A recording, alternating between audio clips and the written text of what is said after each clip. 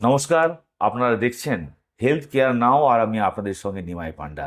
আজকে আমরা যে বিষয় নিয়ে আলোচনা করব তা হলো ডায়াবেটিস। এবং ডায়াবেটিসকে যদি কেউ অবহেলা করেন তাহলে কিভাবে সমূহ বিপদ আসতে পারে, কি কি বিপদ হতে পারে জীবনে, আবার ডায়াবেটিস কিভাবে কন্ট্রোলে রাখা যায়, এই নিয়ে আলোচনায় আমাদের সঙ্গে রয়েছেন ভারতবর্ষের অন্যতম এন্ডোক্রিনোলজিস্ট, প্রফেসর, চিকিৎসক তো অবশ্যই, এবং তার সঙ্গে গবেষক সুজয় ঘোষ। ডক্টর ঘোষ, আপনাকে স্বাগত আমাদের এই প্রোগ্রামে। নমস্কার। প্রথম কথা আপনার কাছে জানতে চাইবো যে এই ব্লাড সুগার বা ডায়াবেটিস এটা কি? আচ্ছা, গোড়াতেই বলে রাখি, শরীরে যখন সুগারের মাত্রা বেশি থাকে তার নির্দিষ্ট কিছু মাপ আছে। ধরুন, খালি পেটে যদি সুগারের মাত্রা 126 মিলিগ্রাম/ডেসিলিটারের বেশি থাকে, অথবা খাওয়ার 2 ঘন্টা পর 200-র বেশি থাকে, কিংবা র্যান্ডম যদি 200-র বেশি থাকে সঙ্গে উপসর্গ থাকে, কিংবা HbA1c বলে একটি রক্ত পরীক্ষা হয়, সেটা যদি 6.5-এর বেশি থাকে, তখন আমরা বলি মানুষটির ডায়াবেটিস রোগ আছে অথবা সুগার বেশি আছে, বাংলায় যাকে আমরা মধুমেহ বলি। ব্যাপারটার মাপ হয়তো সুগার দিয়ে করা হয়, কিন্তু আসলে যদি কারণটা ভাবি, তাহলে ভাবতে হবে শরীরে যদি আমার পর্যাপ্ত পরিমাণ ইনসুলিন না থাকে, বা ইনসুলিন আছে অথচ সেটা যদি ভালো করে কাজ না করে, যাকে আমরা বলি ইনসুলিন রেজিস্ট্যান্স, তাহলে আমাদের শরীরে অনেক কিছু জিনিস ঘটে। শুধু যে সুগারের মাত্রা বাড়ে এমনটা না, বহিঃপ্রকাশ বা মাপার পক্ষে সহজ বলে আমরা সেটা হয়তো মাপি, তার সাথে সাথে তার হয়তো কোলেস্ট্রলেরও কোনো সমস্যা থাকতে পারে। এবং এই অত্যাধিক সুগার এবং তার আনুষঙ্গিক অন্যান্য সমস্যা যেগুলো থাকে, তার ফলে শরীরে যে লং টার্ম বা শর্ট টার্ম কমপ্লিকেশন থাকে, এই পুরো জিনিসটা মিলিয়ে হচ্ছে ডায়াবেটিস।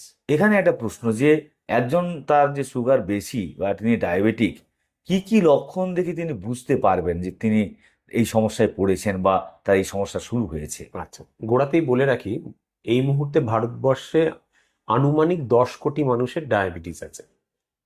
খুব ভালো হতো যদি ম্যালেরিয়া ডেঙ্গুর মতো না সবার উপসর্গ হতো, তাহলে সবাই ডাক্তারবাবুর কাছে যেতেন বা কারোর কাছে গিয়ে পরীক্ষা নিরীক্ষা করাতেন।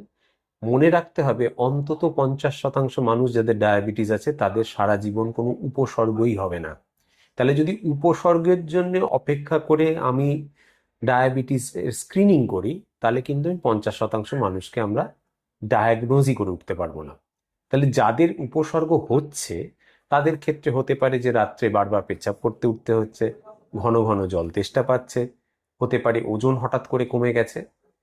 এই উপসর্গগুলো ছাড়াও এমন হতে পারে যে শরীরে কোথাও একটা ঘা আছে, সেটা শুকোচ্ছে না, হতে পারে কোনো একটা ইনফেকশন হচ্ছে যেটা সহজে সারছে না, বা বারবার ইনফেকশন হচ্ছে, সেটা চামড়ার একটা ফাঙ্গাল ইনফেকশন হতে পারে, একটা স্কিন ইনফেকশন হতে পারে, বারবার ইউরিন ইনফেকশন হতে পারে, বারবার ফোড়া হচ্ছে হতে পারে, কিংবা রুগী আমাদের কাছে আসতে পারে শুরুতেই উইথ কমপ্লিকেশনস, অর্থাৎ তারা তো বহু বছর ধরেই ডায়াবেটিস ছিল, সেই ডায়াবেটিস জনিত কারণে আন্ডারলাইন যে আমাদের অঙ্গ প্রত্যঙ্গগুলো আছে, অর্গানস আছে, সেগুলোতে হয়তো একটা কোনো কমপ্লিকেশন হচ্ছে, হয়তো একটা চোখের সমস্যা নিয়ে এলো, একটা পায়ের সমস্যা নিয়ে এলো, একটা কিডনির সমস্যা নিয়ে এলো, একটা হার্টের সমস্যা নিয়ে এলো।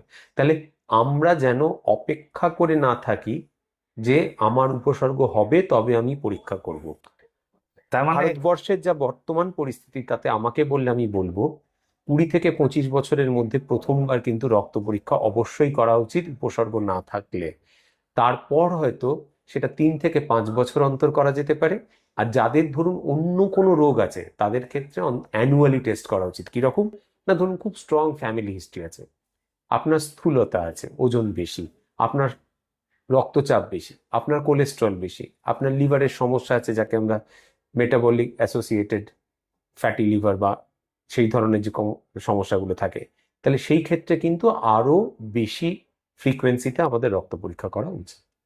হ্যাঁ, এখানে তাহলে একটা প্রশ্ন যে যদি উপসর্গ দেখা দেয় সেক্ষেত্রে সাধারণ মানুষের কি মানে আরো কি, মানে যে আপনি যেরকম বললেন হার্টের সমস্যা হতে পারে, চোখের সমস্যা হতে পারে, লিভার সমস্যা হতে পারে, আর কি কি সাধারণ, বা র্যাশ হতে পারে, আর কি কি সমস্যা হতে পারে, কোনো কাটা ঘা শুকোতে সমস্যা সেটা বা? বললাম তো আমি হ্যাঁ, আপনাকে। সেই জন্য বলছি যে একটু যদি কনসাইজলি বলেন যে পয়েন্ট করে যে কি কি যে সমস্যা। যে ধরুন একটা যৌনাঙ্গে ফাঙ্গাল ইনফেকশন হয়েছে, কি গায়ে একটা ফাঙ্গাল ইনফেকশন হয়েছে, বারবার ফোড়া হচ্ছে, বারবার ইউরিন ইনফেকশন হচ্ছে, বারবার কাশি হচ্ছে, টিবি হচ্ছে, তাদের ক্ষেত্রে কিন্তু এই infection can be a presentation of diabetes. কেন না, আমরা জানি ইমিউন সিস্টেমটা কিছুটা হলেও দুর্বল হয়ে পড়ে যদি আপনার অনিয়ন্ত্রিত ডায়াবেটিস থাকে।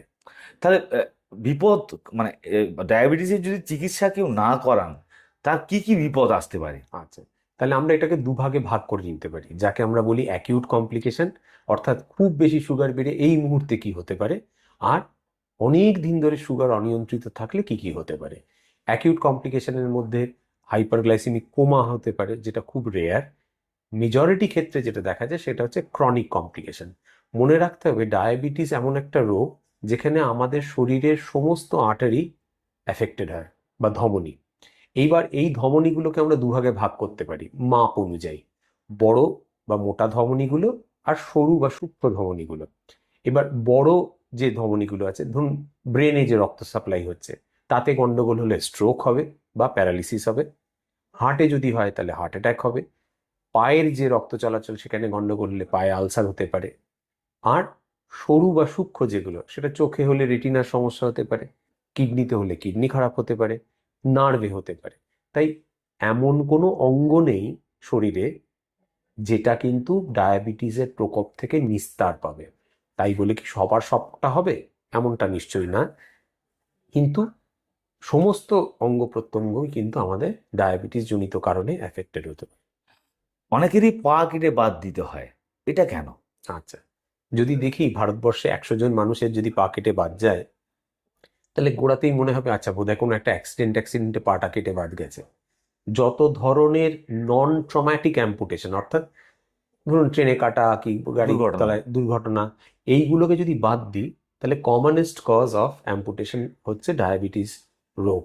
এবার ডায়াবেটিসে এই যে ধরুন আপনার আমার পাটা এমনি সময় ঠিক থাকে, কেন না, রক্ত চলাচল ঠিক আছে, আমার পায়ের হাড় ঠিক আছে, অর্থাৎ আমার নার্ভাস সিস্টেমটা ঠিক আছে।